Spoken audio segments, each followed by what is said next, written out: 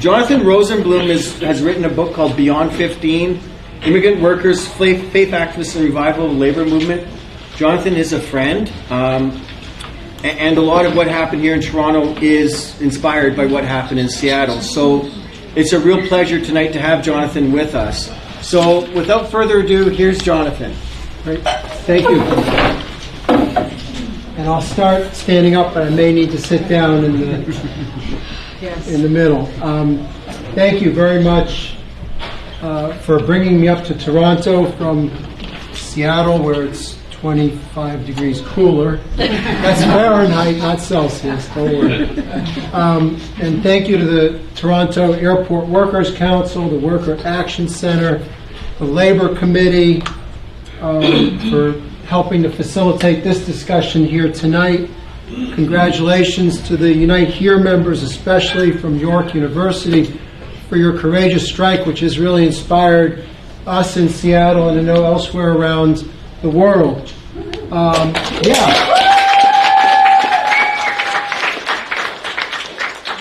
I love about hearing Dina is now I don't have to say everything I was going to say, but really the notion that 15, we're not done. In fact, we're barely getting started with 15 because it is just the beginning of a much bigger fight to reshape the vision of our communities, our countries, and our world.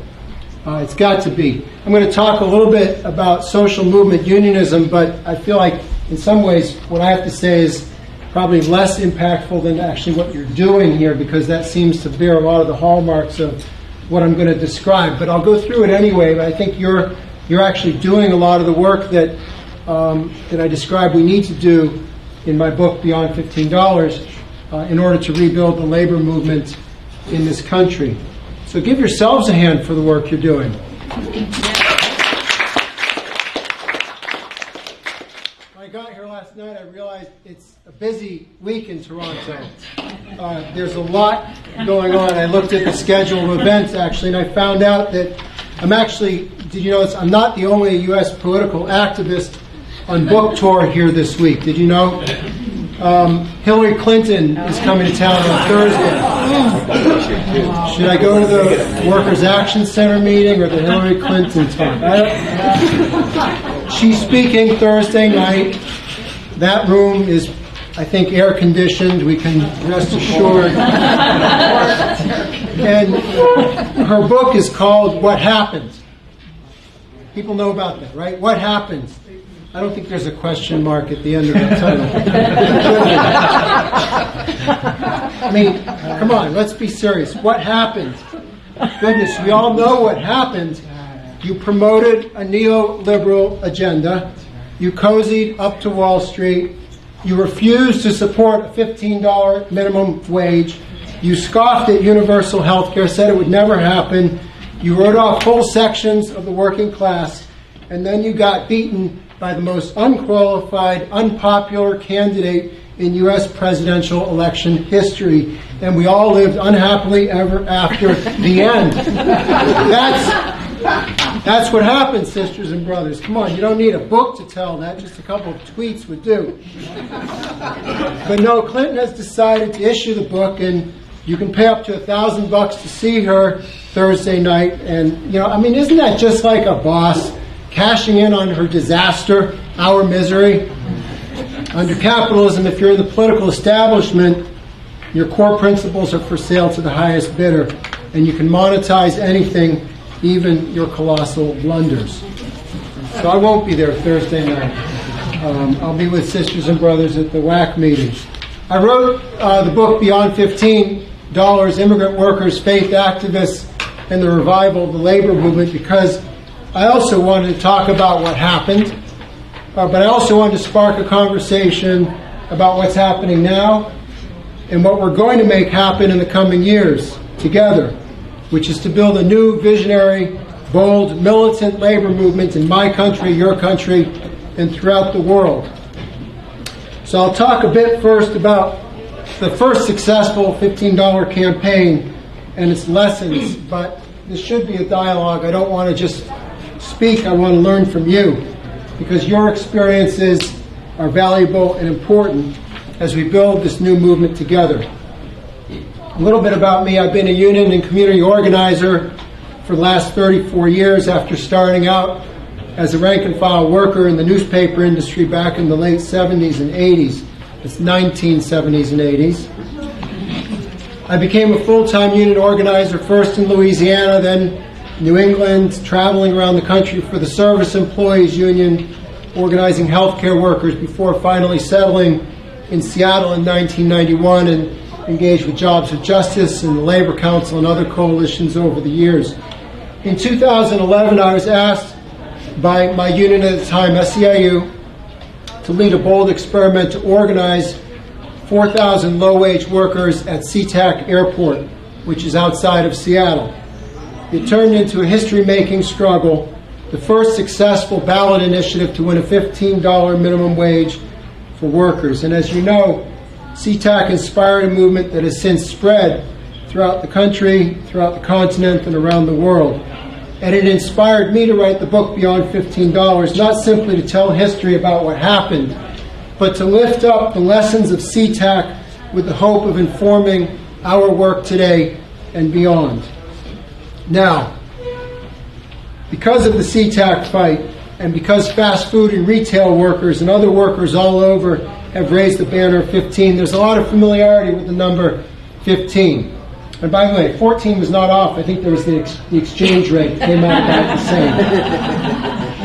It is important that we have bold demands as a movement, but there's an intentionality behind the book title, Beyond $15, challenging this notion that our problem in the United States, and indeed internationally, is income inequality, and that 15 is a worthy goal. Income inequality is a big problem indeed, but it's a symptom of the underlying problem in capitalist society, which is power inequality. And we need a movement that goes beyond addressing just the symptoms and tackles the root causes of inequity.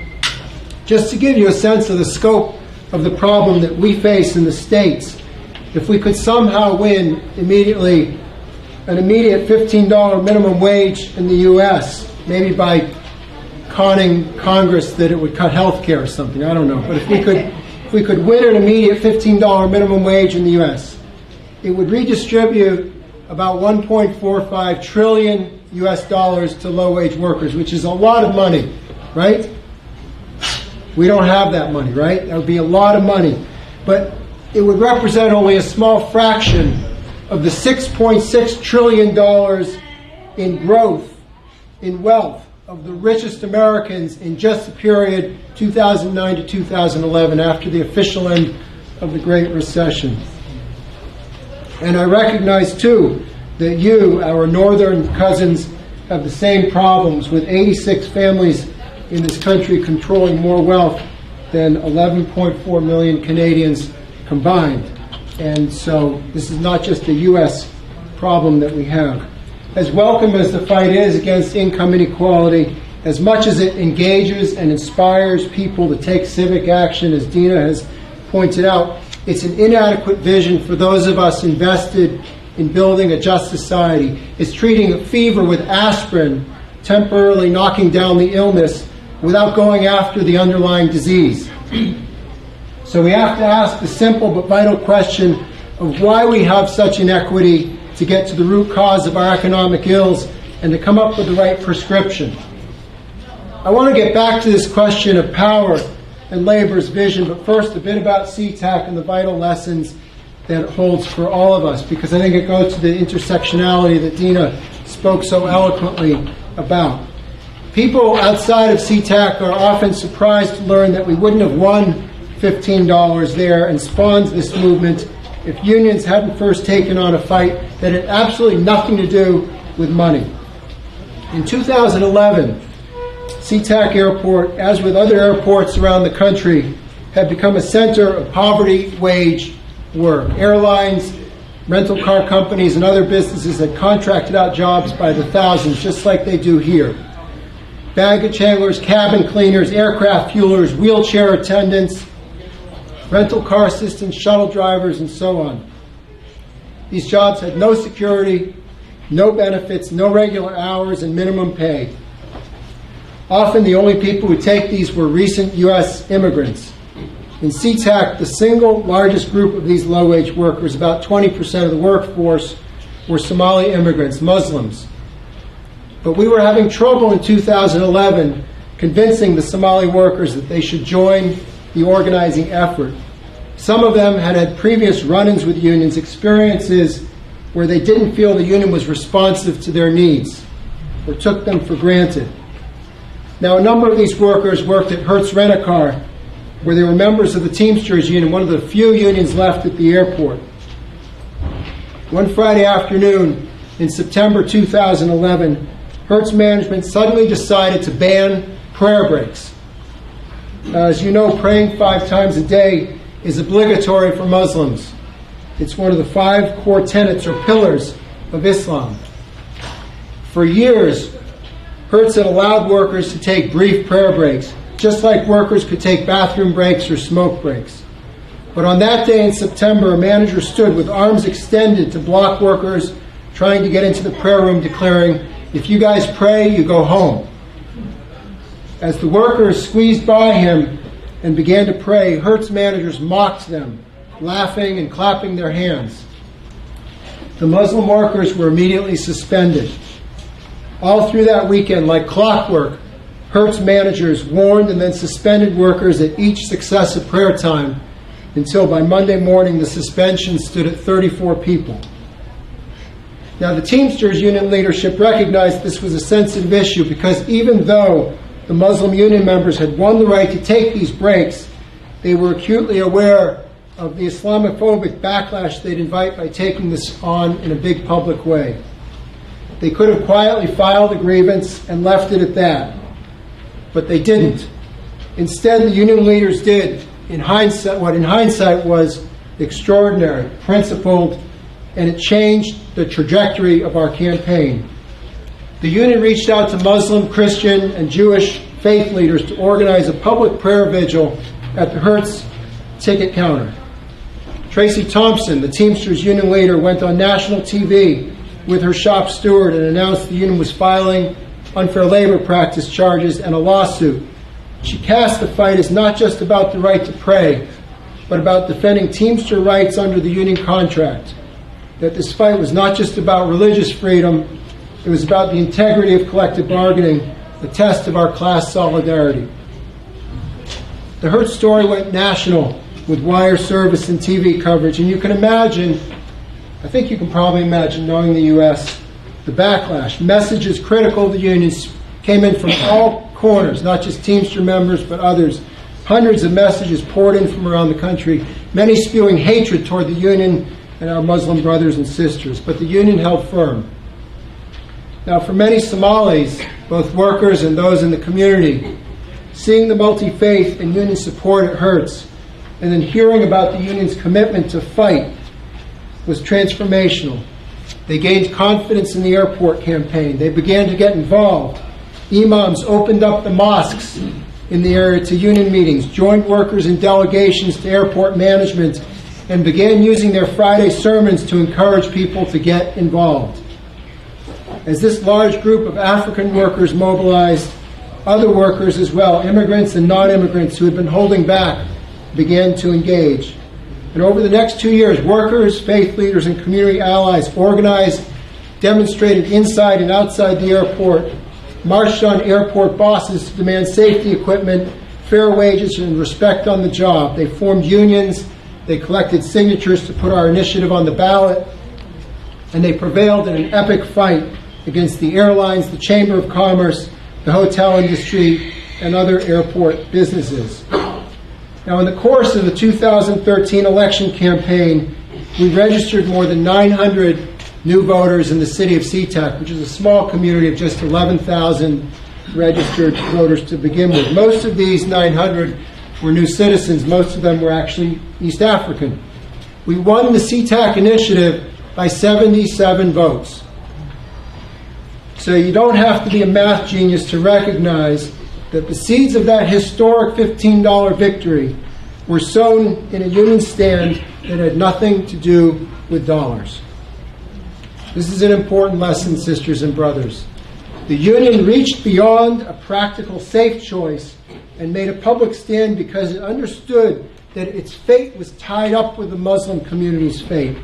To secure the right to fair pay, we first had to secure the right to pray. And today, every worker at SeaTac, 4,000 of them, is making several thousands of dollars more per year, has paid sick leave, job security, full-time work if they need it, and most of them have union contracts to back that up.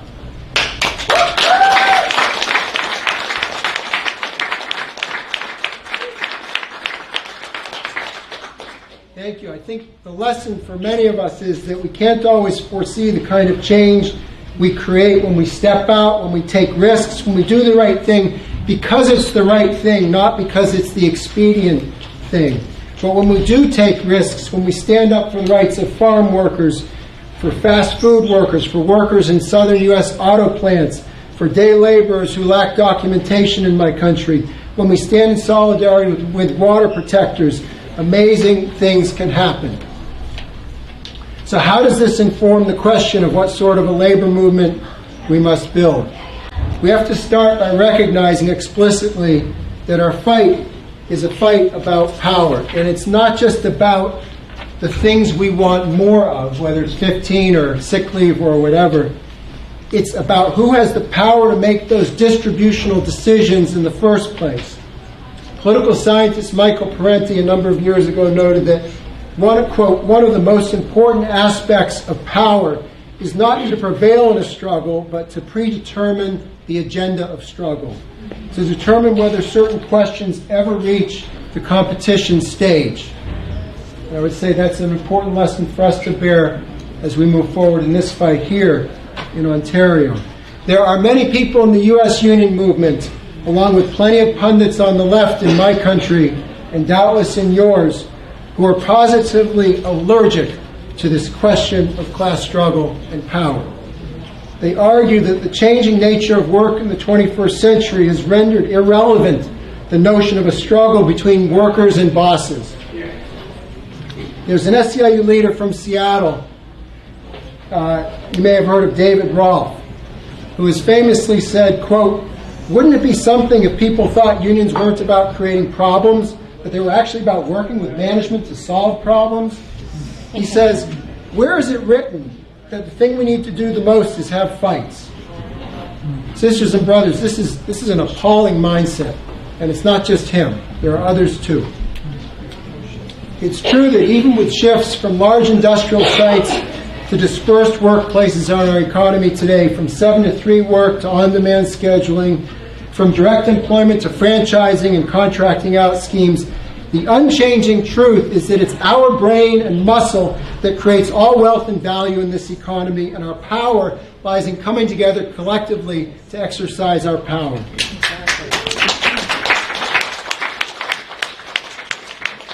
Now, there's nothing wrong, of course, with the fight for 15. These campaigns, as Dean has pointed out, they ameliorate the worst of poverty, and I'd say even more significantly, they build vital worker confidence and leadership. But 15 doesn't solve our problems. It's not even a living wage in my hometown, here in Toronto, or in most urban areas in North America. Even the SeaTac victory, proud as we are of it, doesn't undo the destruction of airline worker earning power that began in 1978 when Democratic President Jimmy Carter and a Congress dominated by the Democratic Party. Remember, that's the union-friendly party we have in the United States. The Democratic Party unleashed union busing and contracting out by enacting airline deregulation and new bankruptcy laws. One of the leaders of the SeaTac campaign is a baggage handler named Alex Hoops. Did you meet Alex when you were in SeaTac? Alex is a baggage handler, and as a result of the victory, he saw his pay rise from $9.50 an hour before the initiative to $16 just overnight. That's great. He now has a car, which he couldn't afford to buy. He now has a decent apartment, right? But back in 2005, Alex had been working as a baggage handler for Alaska Airlines, the big airline at our airport, with a union contract benefits and wages that today would be equivalent to $27 an hour. And that's when Alaska fired Alex and his 471 co-workers, broke their union, and replaced them with minimum wage contract workers. So even after our win, Alex is paid at least $23,000 a year less than what he ought to be making. Now here's an analogy, sisters and brothers. If a man, you go home tonight and you see that a man has broken into your house and he steals all of your furniture and he's got it out in a moving truck just as you arrive at home. And you say, hey, what are you doing? He says, tell you what, I'll give you a chair back. You don't thank him. He's a thief, right? Alex's situation is hardly unique. You can pick any industry in my country and yours as well. Auto, steel, transportation, food processing, publishing, whatever, and you can find countless examples of workers whose futures were destroyed by profit-seeking corporations. Well, I would say what General Motors is trying to do at the Cami plant right now is a classic example of this endless profit-seeking, which makes the workers' strike there all the more important. So wherever there's resistance to the big business agenda, whether it's in SeaTac or Ingersoll or elsewhere, we should absolutely celebrate, but let's put it in context of what capital has stolen from us over the years. Now I want to set aside SeaTac for just a moment. We'll come back to it and look with a wider lens and just suggest to you how at least some of us in the U.S. think about this struggle.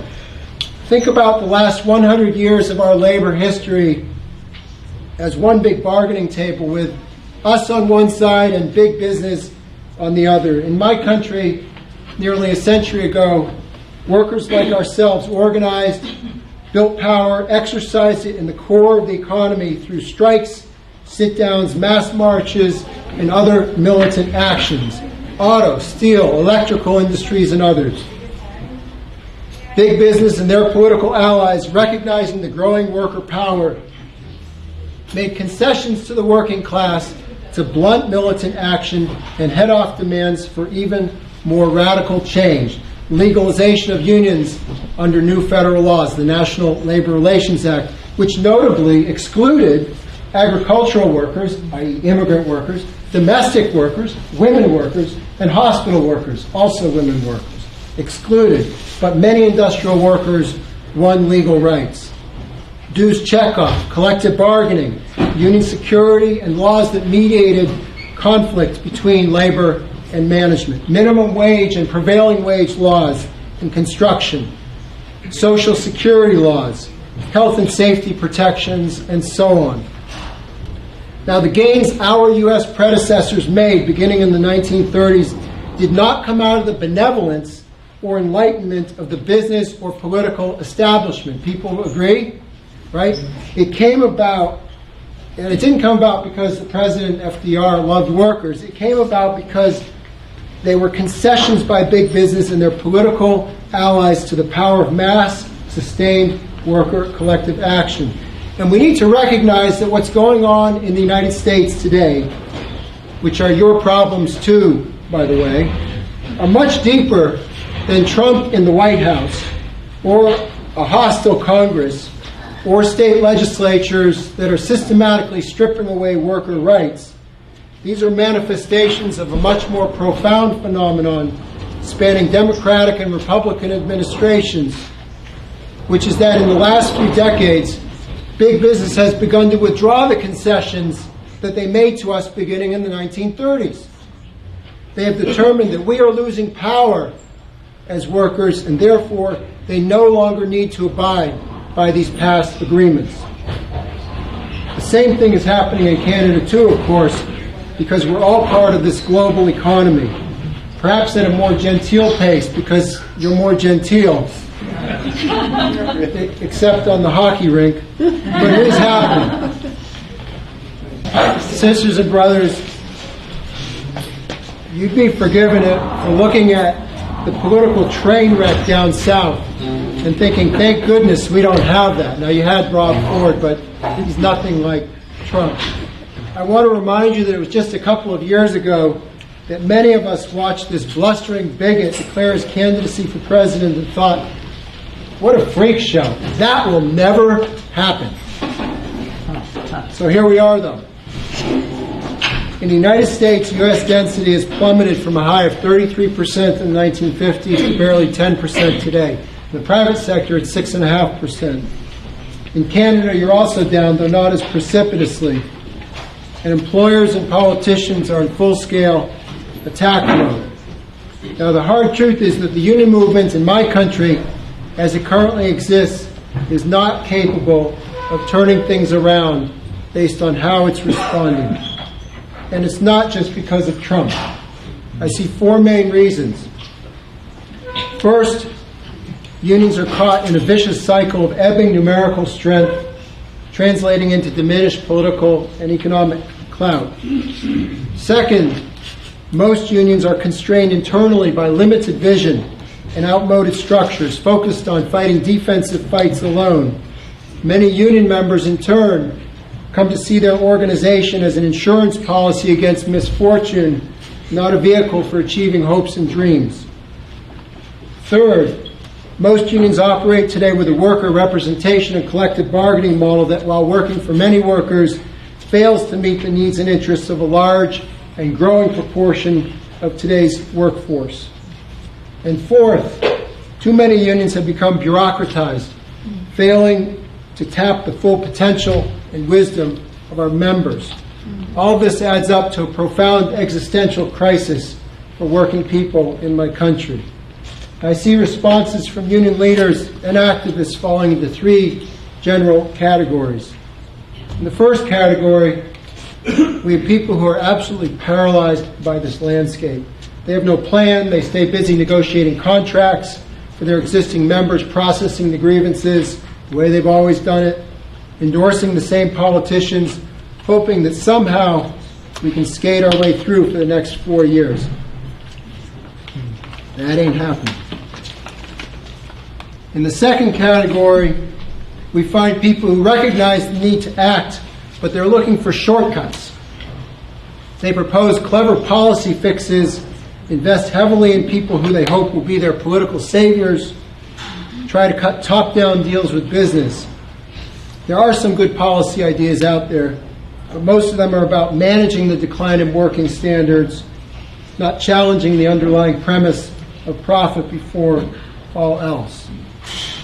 The third response recognizes that our fight is about power, and that the idea of a union, the simple idea of a union, which is workers standing together and fighting for the things that they believe in, and fighting to protect one another. The union remains the essential foundation for a just society. It doesn't mean that workers have to be strike ready at every moment in order to win. It simply means that workers have to recognize what bosses everywhere know, that our interests are fundamentally different from theirs, and that we have power when we stand together and act creatively. Examples. In SeaTac, after Alaska Airlines refused negotiations, we said, fine, we'll exert our power through the community at the ballot box and impose the terms of our employment on you. In Seattle, Uber workers pushed through legislation giving them the right to organize and bargain. And there, and in other cities throughout my country, app-based drivers have staged short-term strikes to win rate changes, perhaps here in Canada as well. In cities around my country, undocumented workers collectivize their labor power by forming worker centers and establishing minimum pay and safety standards.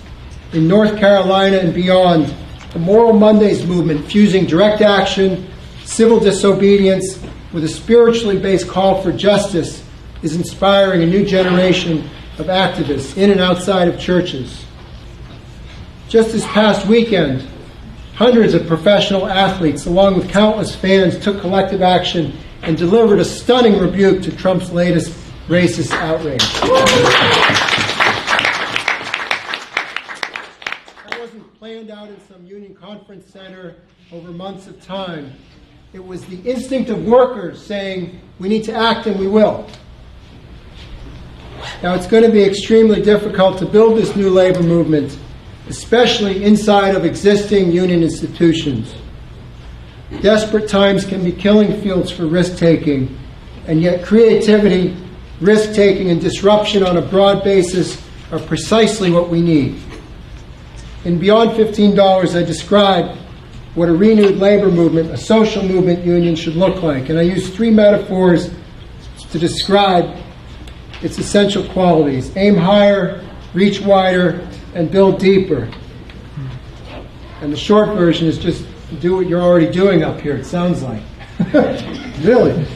First of all, aim higher. We need to build a labor movement that offers a bold vision of a just society, a stark counterpoint to capitalism.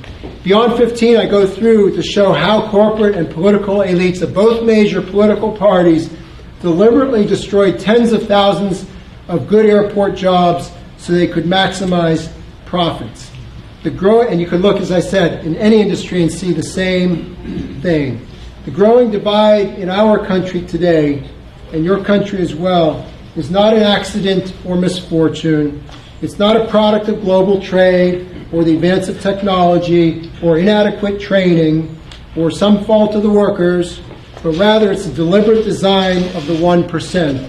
For working people, to quote from the Chicago Teachers Union, the economy is broke on purpose. A big lesson from CTAC for me is that the social movement union has to be more than just political, and that's why I'm so heartened to hear about your engagement with faith communities, and I hope we have some more discussion about that. A movement must draw upon the values that emanate from our deepest human emotions and desires for justice and community. I want to just tell you one story. We did this intervention at the 2013 Alaska Airlines shareholders meeting. Now again, Alaska is the dominant airline in SeaTac, just like Air Canada is here in Toronto. And if we could move Alaska, we could move the whole economy of the airport. We all bought shares in Alaska Airlines. I'm an owner of Alaska Airlines. I'm proud to be. On one share. A bunch of us, workers, clergy, others, all bought individual shares. And then we went to the 2013 Alaska shareholders meeting, where a dozen clergy took over the meeting and led a prayer for worker justice. We had about 80 folks in the room. Workers, ministers, community supporters, union members, and there were probably 200 people, 225 total, so we were a substantial force. Now, about 5 meetings before the meeting was supposed to begin, and you know how these things go. It's a dog and pony show, and they get up, they give their nice PowerPoints and talk about all the wonderful things the company's doing, the expansion, the profits, blah, blah, blah. They take 2 or 3 questions, and then they file out. We didn't want to wait for the agenda to begin. About 5 minutes before the meeting was supposed to begin, a dozen ministers stood up in front of the auditorium. They were led by the Reverend John Helmier, a minister from Seattle.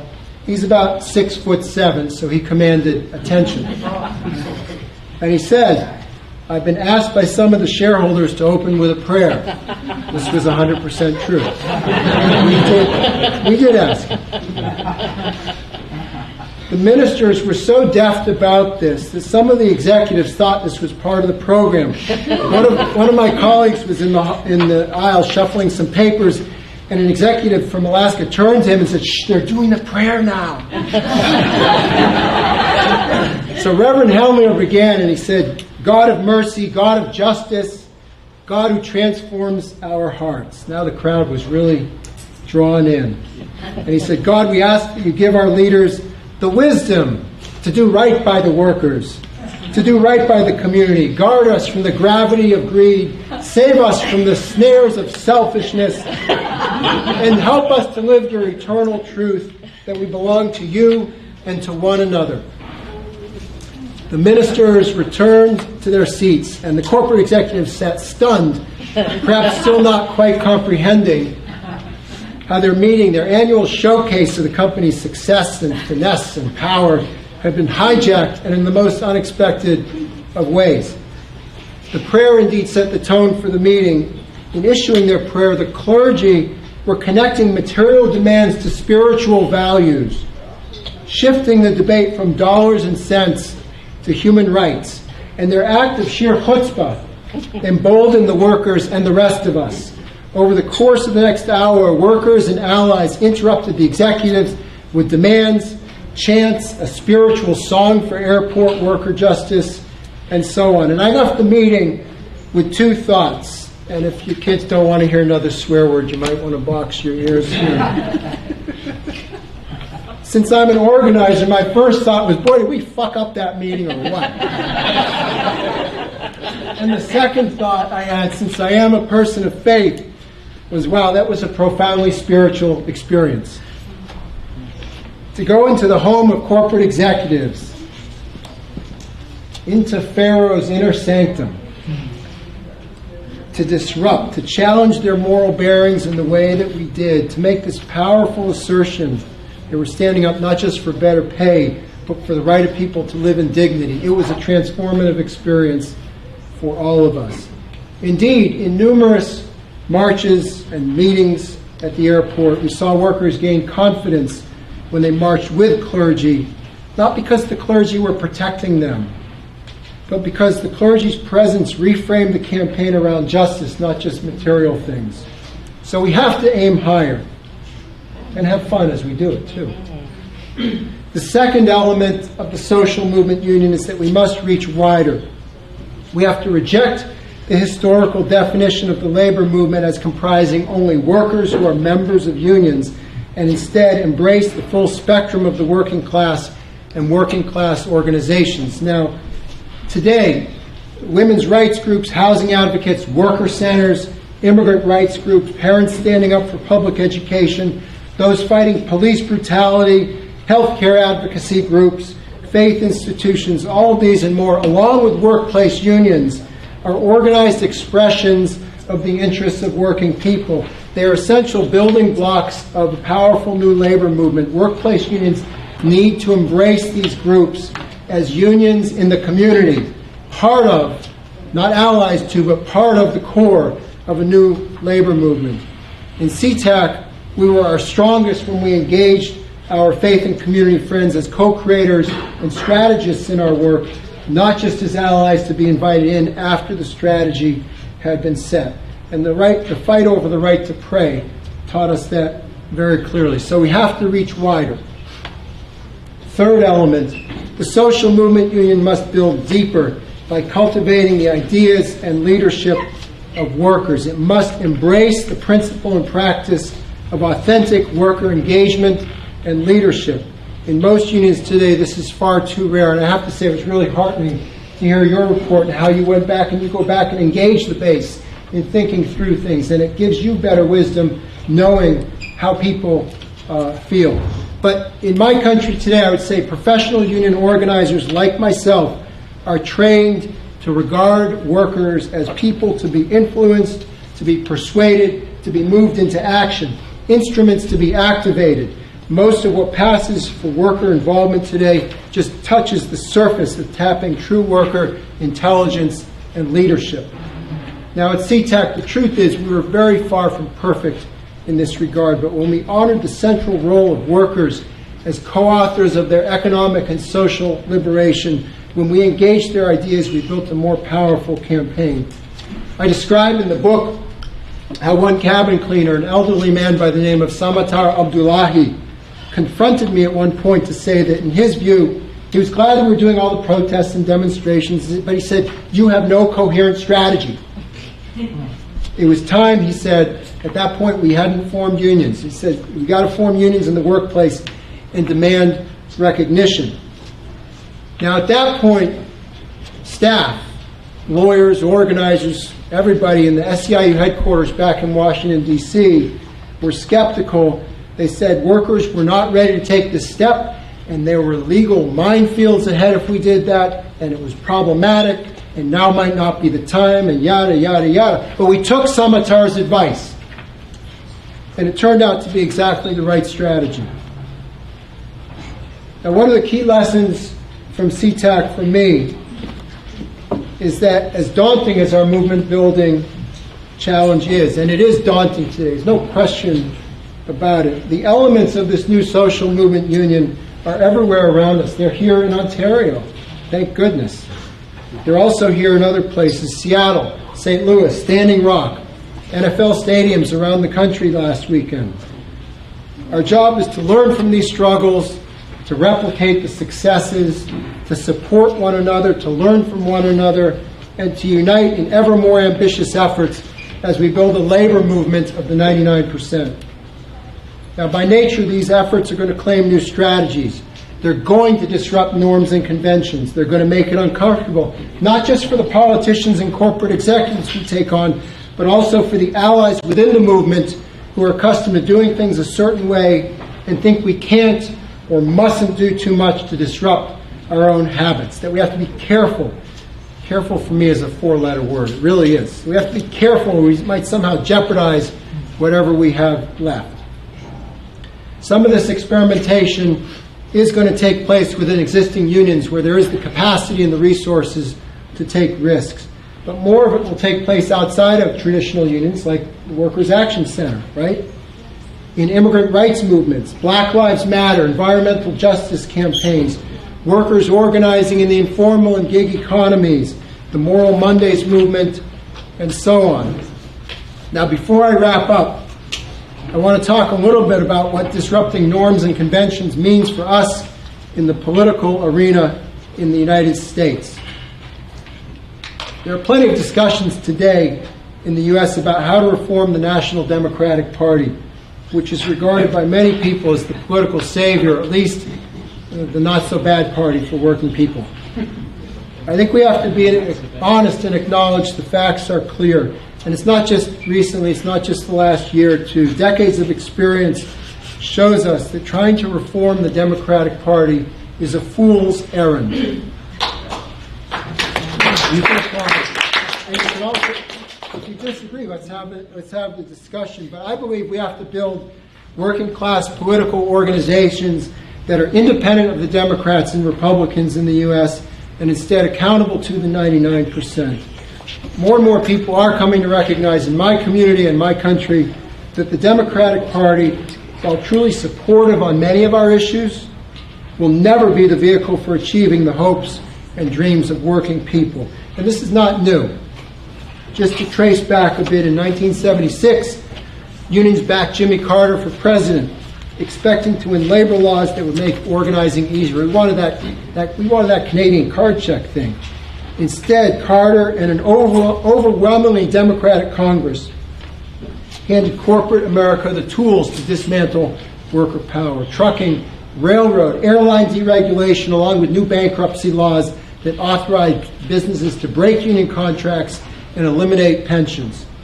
In 1992, unions counted on Bill Clinton to deliver jobs, but instead he pushed the job-killing North American Free Trade Agreement, eviscerated the nation's welfare system, accelerated the mass incarceration of black and brown young people. Even as workers became more productive, real wages stagnated. In 2008, labor had high hopes that Barack Obama would save workers, but instead Wall Street got bailed out while nearly 9 million workers lost their jobs, 14 million families lost their homes, and the president invested more political capital in promoting another horrible trade agreement, the Trans-Pacific Partnership, than in backing modest labor law reform or a raise in the minimum wage. We had great hopes for universal health care like you have, but instead we got a president who jettisoned the principle of health care as a human right in favor of a bill that expanded coverage by propping up the private, for-profit insurance system, and we're paying that price today with the political debate that's going on in my country. Under Obama, union ranks declined by another 500,000 workers, and U.S. inequality reached epic levels. Given all that, the 2016 surprise isn't that workers abandoned Democrats at the ballot box. Rather, the shocker is this: why the heck didn't they ditch them a lot sooner?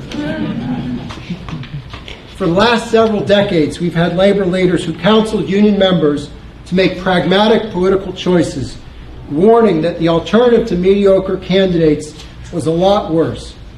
And that was certainly true this past fall. And I'm not arguing that we ignore short-term political necessity. Just like in bargaining, sometimes you have to agree to a contract that is not everything you want. But we also have to play the long game here in politics. If there's any single takeaway from the working class voters in the 2016 elections, it's this. From Bernie Sanders' remarkable insurgency to Donald Trump's brutal and ugly win, it's a rejection of the establishment of both major political parties. We struggle with plenty of labor leaders in my country who argue that we have to help the Democratic Party now find its soul, recover its lost bearings. And I think that's really terrible advice, because the National Democratic Party hasn't lost its direction. It has a clear ideology hiding in plain sight, and it's called neoliberalism. It's a slightly gentler form of capitalism than the Hobbesian worldview of the Republicans, but oppression and injustice nonetheless. I see that many union movement leaders don't recognize this basic truth, but we know who does. Millions of coal miners, steel workers, aerospace workers, nurses, other members of the working class who last year in the primaries and the general election rejected this narrow mindset of lesser evilism. Whether in West Virginia or Washington State, working people want good, fulfilling jobs, secure health care, housing and food, hope for their kids and their future, an end to reckless military adventures, and the right to walk down the street without fear of being shot by the police just because you're black or brown.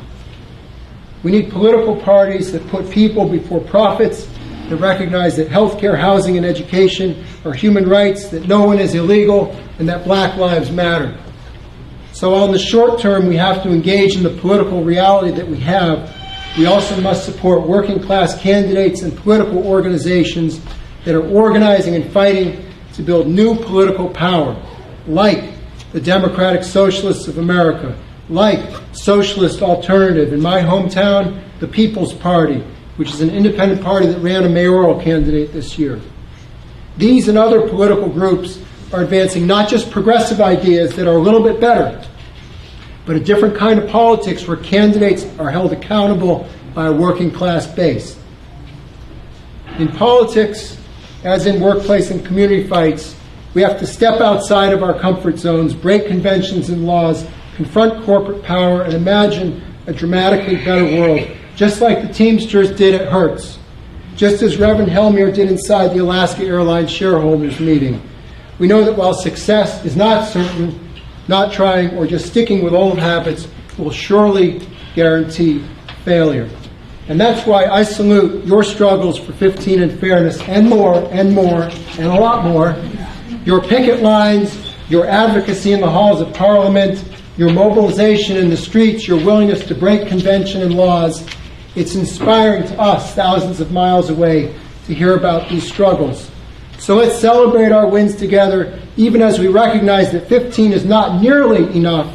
In the fierce urgency of this moment, let's imagine a powerful new international labor movement, link arms, and start building it today. Solidarity.